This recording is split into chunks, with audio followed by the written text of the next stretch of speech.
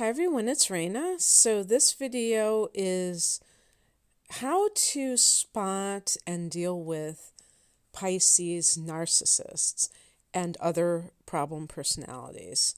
If we look at narcissism on a spectrum and related types of personality disorders, we can just approach it from that angle.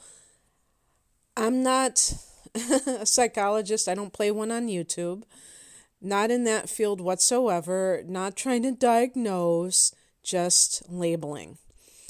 I'm also not picking on Pisces people. So whether you're tempted to listen to this because you happen to be a Pisces to see how I'm going to put down Pisces, it's not about putting people down. It's about looking at personality types from the astrological perspective and seeing how accurate it can be to really combine the two, where you see the we could call it the shadow side of a sign and how it shows up in narcissism and related personality disorders. So the first thing that I have here is, well, the other thing I want to say, because you're the second sign, or not you, you're probably not listening to this if you're the actual sign, but this is the second sign that I've done. I did Aries first. And Aries is a different type of narcissism, I feel, most of the time, that's more overt. And with Pisces, I would say that many of them are covert narcissists, if they are narcissists at all. And I've already done this series, but I kind of lumped in all of the elements. So I did one for water signs and so on and so forth. And I just thought it would be fun for my own sake, just because I like to have fun with this, to just do each sign individually, because narcissism is kind of a hot topic. So there may be a lot of people that are interested as it relates to the signs. And maybe I'll get some new people who don't even believe in astrology and I'll convert them. Covert narcissists are the kind of people who go through life using victimhood as a way to control others. So they're always having problems. They're always in a bind. They look to other people to kind of bail them out, rescue them, whatever you want to call it. Give them a pep talk if they have, kind of like more of a melancholy disposition and they're always down in the dumps. Whatever you want to characterize it as. And I just want to state very clearly that I'm not here to put down people who are narcissists of any kind, because they're obviously suffering, and a lot of times I believe they have been abused themselves or they experience severe trauma. So this is not to bash people who are experiencing this, but the problem is that it doesn't begin and end with them. They may be suffering, but they spread suffering to others. And it's up to other people to decide whether or not to even have such people in their lives, or if you feel like you can't really, I'm not going to say get rid of them, by just like leaving them in your life, but even just you don't want to completely cut them off. You have to figure out a strategy to be able to deal with them effectively so that you don't get pulled down by them. Because covert narcs, that's the short-term way of describing them, are people who can come across in a way that is more innocuous, where you don't think it's not harmful to you specifically. It seems harmless, let's put it that way. And yet it's very insidious. It shows up in very hidden kinds of ways. So if you're a kind-hearted person, you can be especially susceptible to attracting covert narcs, or even what we call malignant narcs, or overt narcs, because they tend to be, because people who are kind-hearted, we'd even say spiritual people, tend to be empaths. So they are easy targets for narcs because they're soft touches, right? And, I'm kind of somewhere in the middle of it, because if you're a veteran of narcissists, you get to a point where you're not playing that anymore. So you get a little bit more toughened by their antics. But anyway, so the first thing that I typed out here as a trait with these types of people is that they're always the victim. I put covert narcs because that's what we call them. They will characterize themselves as the person who is getting the short end of the stick in the workplace, in their relationships, at the grocery store, wherever they are. Somebody always is doing something to them, and they will complain about it. And I could have, and I do have here blame, but I'll talk about complaining, because complaining is more of a generalized thing. Covert narcissists love to complain. And that in and of itself can be very toxic to other people, because complaining doesn't solve a damn thing. It's a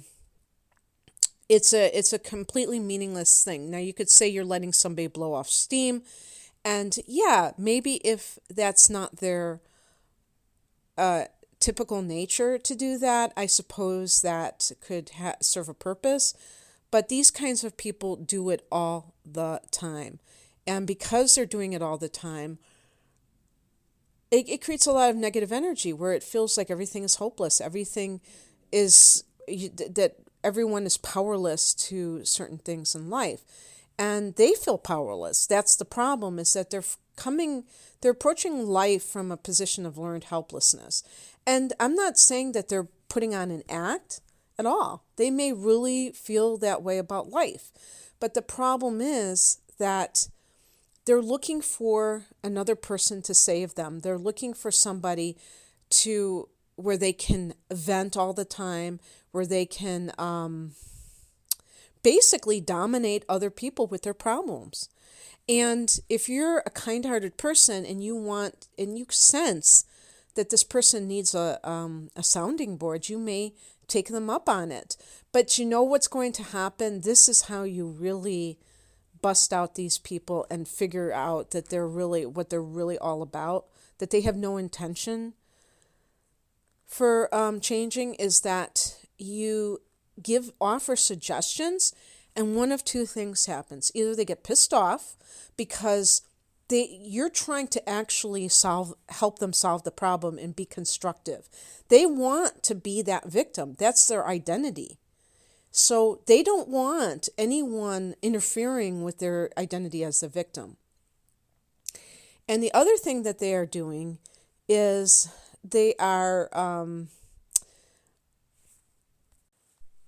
will, I can't think of the word that means kind of shift the focus. Like if you try to give them suggestions, it's a game of why don't you, yes, but. That's the name of it. If you remember Eric Berne, he had a book, I think it was in the 60s. It was a self-help book. It was called Games People Play. But, it's probably still in print. And there was a game called Why Don't You, Yes, But, where you say, well, why don't you, have you ever thought of doing this?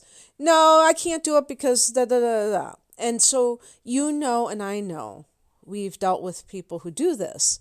You keep giving them suggestions and they keep shooting them down. So either they get angry that you're trying to help in the form of giving suggestions, or they, I was going to say diffuse them. I mean, there's a word I'm looking for. Deflect, I don't know. They're trying to distract from actually solving the problem, because they need to be a victim. If they can't be, they don't feel like they have an identity outside of victimhood. So if you solve their problem, who are they? They don't have that. And with Pisces, the reason that this is so, I think, such a common thing is, number one, I do believe that when I see people who have Pisces, or not, sometimes by extension Neptune, when I'm doing a personal reading, for instance, if somebody has the sun, moon, and even rising sign or Venus in Pisces, sometimes these are personal points, and I feel like they may have had a rough childhood. They may have had tragedy in their childhood or abuse, and therefore, or Neptune in the fourth house. Neptune in the first house sometimes. These kinds of people were raised this way. So it becomes deeply imprinted in somebody if this is something that they have suffered through. And because Pisces is ruled by Neptune, and Neptune is about disillusion, and I don't know if I'm saying the word right, but dissolving, dissolution, if that's the pronunciation, dissolving things, not creating any structure. People who have prominent Pisces sometimes have a difficulty with their self-identity. This can also be if the sun squares or opposes Neptune. And so they're looking for identity sometimes through other people. And that obviously doesn't work. We have to have our own identities. So if you are somehow connected to a person who's always a victim, doesn't have to be your partner. I forgot to say that at the beginning. This could be a parent.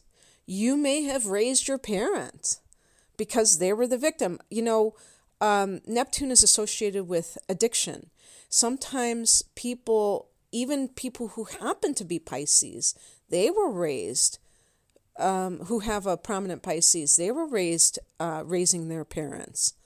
And so the message of addiction is transferred from the parent to the child. But that also transfers the caretaking tendencies. So if you've had to deal with somebody who maybe it's a parent of yours and they're always a victim and somebody's always screwing them over, that can play on your heartstrings. And you may want to help because you're a decent person.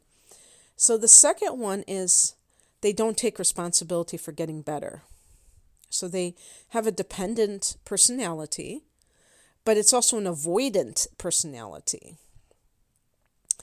They don't want to accept responsibility as adults for their life. We're not talking about so much children, because children who complain about things should be listened to because they cannot affect change on their own. They require an adult to do so. So they should never be neglected and thought of as a drama queen or king if they are telling you that they're suffering. You should get to the bottom of it. I'm talking about adults who are able-bodied people who can go and get therapy if they want. They can go and do whatever they need to do, but they're just blaming others for their problems. And that's, I have that as a separate one, and I'll explain why, but blame does come with not taking responsibility. And this can kind of trick the person who is involved in that relationship. Let's say it's a sibling of yours who always hits you up for money, and you know that this sibling was the scapegoat in your family and that you come from a family of narcissists. They say that narcissistic parents can produce narcissistic children. And I think they normally are talking about the golden child, which is the favorite child, but the one that is the scapegoat, or the one that is everything is dumped upon. And sometimes there might even be more than one scapegoat or more than one golden child. That victim is really a victim. And, these other people may also be real victims.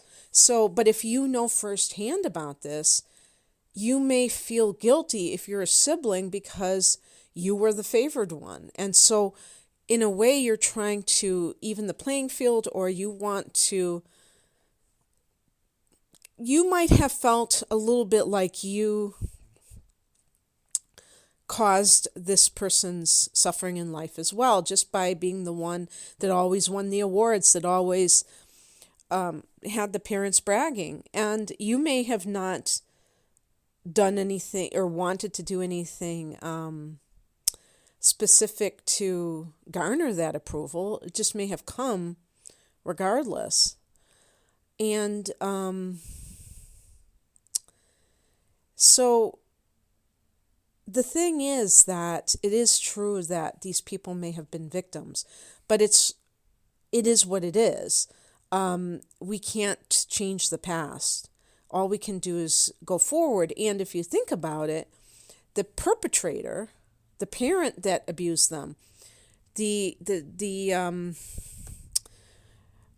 person that they're blaming for all of their problems, that person may have been abused as well. So where do we stop? The bottom line again is that once you're an adult, you have free choice to do what you want to do. The truth is that some victims choose to identify as victims their whole life. They, become alcoholics or drug addicts.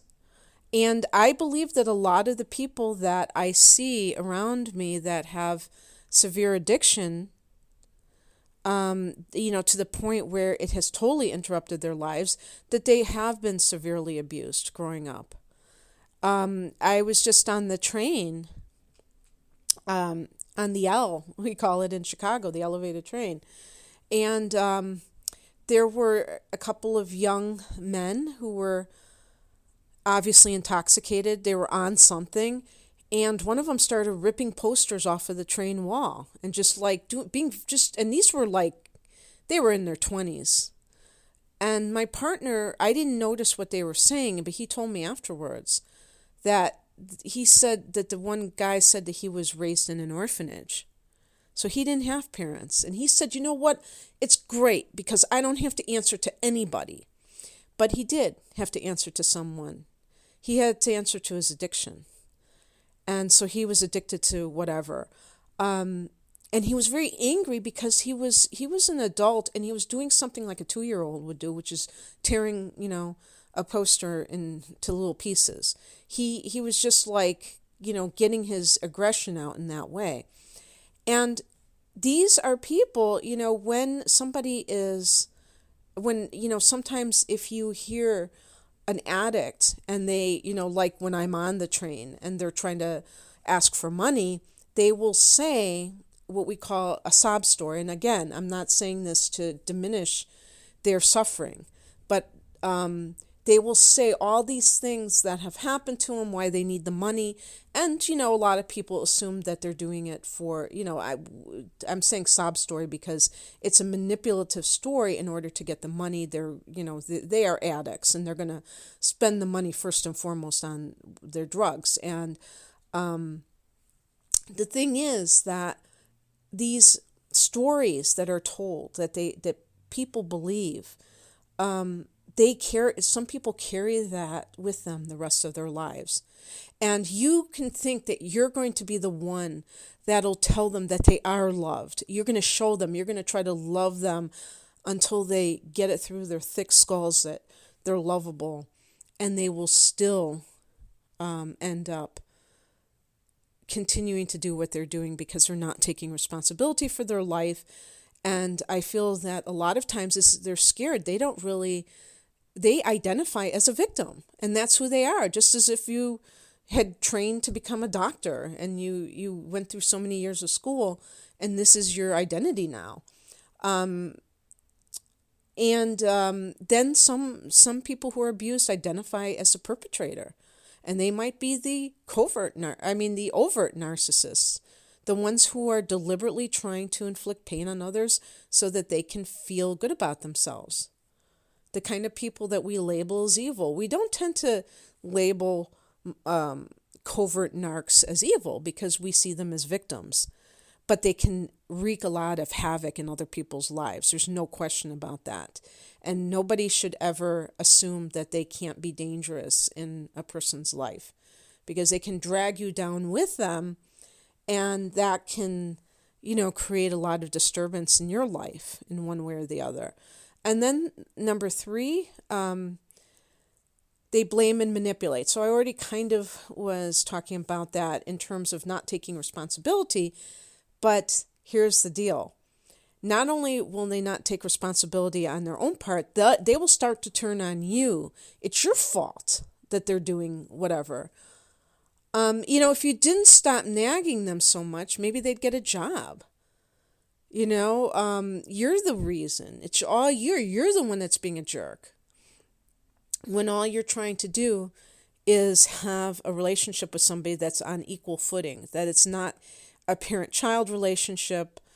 If this is a parent where you are the parent of your parent and they're asking for money and you know damn well where it's going to go, it's going to go up their nose, in their veins, or in their, down their hatch. It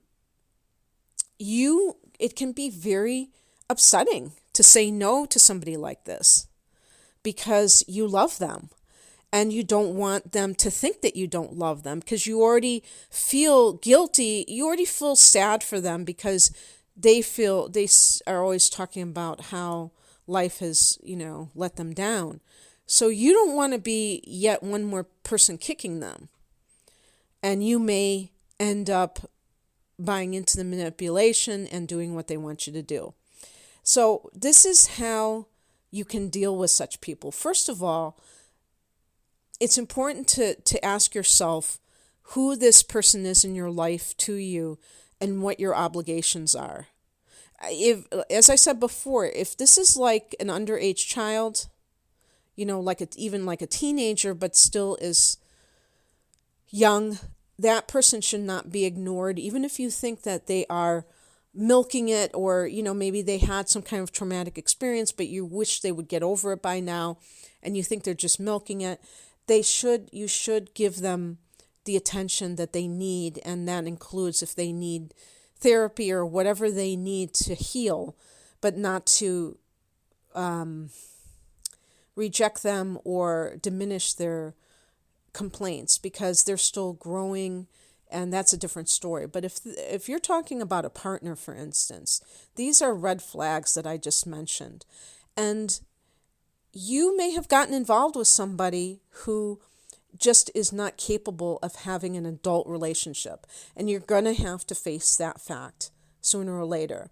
I mentioned before that I once went to a sermon of a Unity minister who was an elderly woman at the time, and she was talking about how her husband was an alcoholic and how she stayed with him until he died, and she, took care of him. And that is a different story, because if a person decides, I'm going to take care of this person, almost like a nursemaid, then that's the choice that you make. I'm not here to tell people that they can't do that. The problem is, if you're expecting things from them, then you're going to have to treat them like a patient, because they're not going to be an equal partner. But you can't have it both ways. You can't be being a nursemaid and then, demanding or holding out hope that this person is going to be somehow more independent, because it just doesn't work like that. They're showing you who they are, and it's up to you to decide how you're going to proceed. So understand there's I don't know if this is an AA. I think it's like an AA. It's something like a saying that goes something to the effect of, you didn't cause it, you can't control it, and you can't, it's something like you didn't cause it and you can't control it. And it's something that you can remind yourself of when they blame you for whatever it is that they're doing. Sometimes people blame their partner for them drinking and saying, if you wouldn't nag me so much, I could get sober. And the thing is like, and look at your behavior. Are you being a nag? Because that is codependency, even though people might not know that. Read Codependent No More by Melody Beatty. It's a classic self-help book, and I think that, to me, it has mystical powers. It really is about more than just dealing with an addict in your life, but dealing with not allowing other people to control you in any, whether they're an addict, whether they are having problems, in life, and you wanting to help them and getting sucked into that dynamic. And again, nothing wrong with helping people as long as you're really helping them. But sometimes it doesn't work that way. We're not helping these people.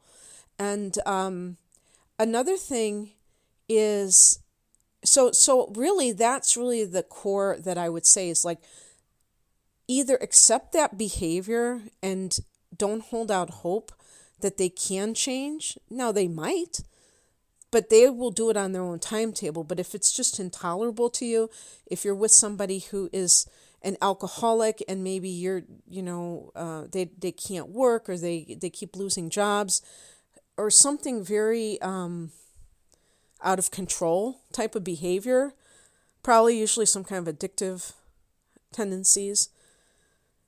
Or even if, in some cases with mental illness, where the person they have like different, I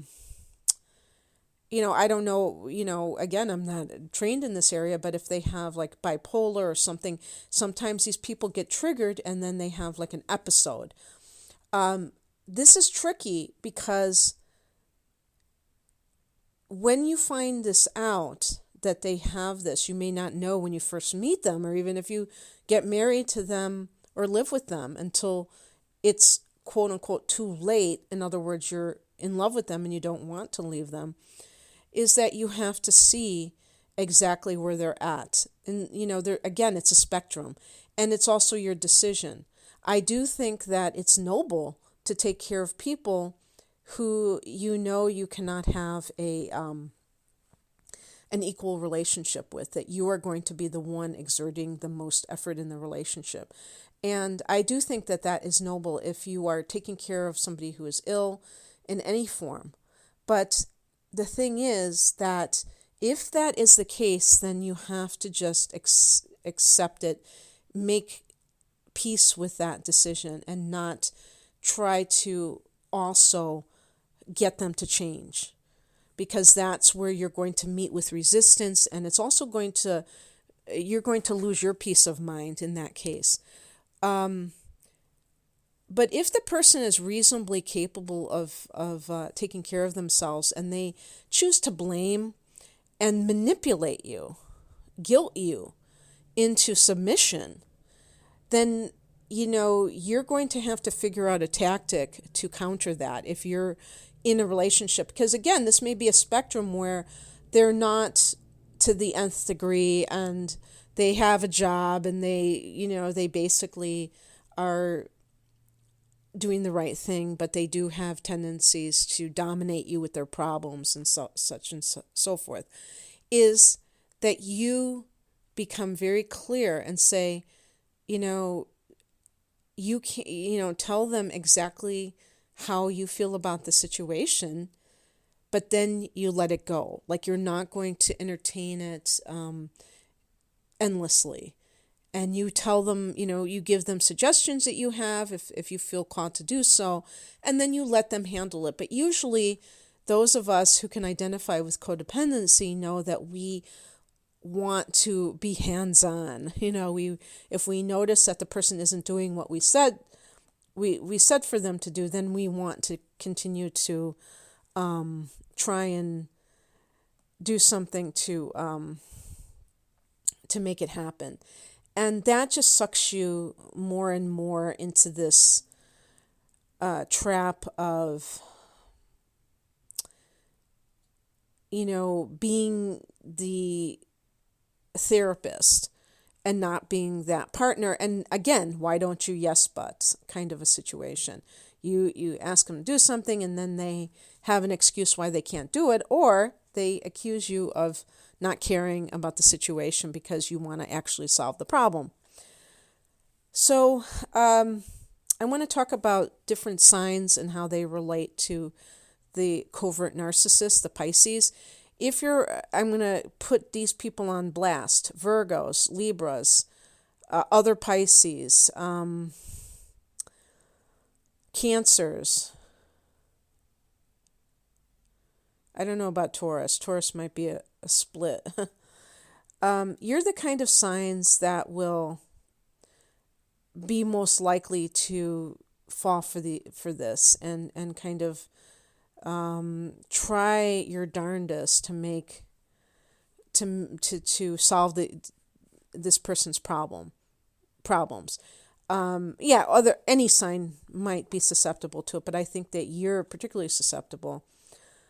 The thing is that I would say for people who are like Capricorns and air signs, especially, except for Libra, maybe Virgo. No, well, Virgos tend to want to help. Okay, so I'm just going to leave Virgo out of that. You have to make sure you don't take the other end of the spectrum, which is being, suck it up, buttercup, pull yourself up by the bootstraps. You want to be somewhere in between, because people that are too indifferent or harsh, cold, that will reinforce exactly what this person has been through all their life, and then they'll feel even more like the victim. You want to really hear them out and hear what the problem is, and then give your 2 cents. But again, just like the other signs, after you have given your suggestions, you let the person, do what, have happen what's going to happen. If that means that they have to, I don't want to say fall flat on their face, but just that sense of them not, having, more problems, then that's something that they are going to learn from. It may feel kind of scary. Maybe this is an adult child of yours who was traumatized by your ex, perhaps, or in some kind of an accident, or like some kind of accident or disaster that created trauma for them, and now they have this very victim-oriented mindset, or your ex was abusive to them. That kind of thing, you have to validate them. You can't just act like, oh, you're making too much of this, or get over it. It happened. That happened 10 years ago. You should be over it by now.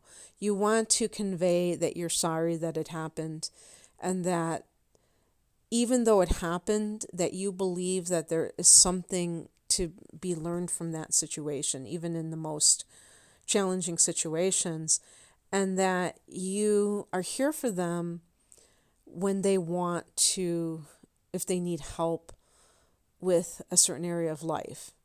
So you're kind of focusing on the positive. You may, personally, if you're married to one of these types of people, you may want to get marriage counseling by yourself, or go to Al-Anon, one of those groups, support groups that deals with people who are with those who are addicted in some way. Because that can help you to find ways to really constructively deal with these people.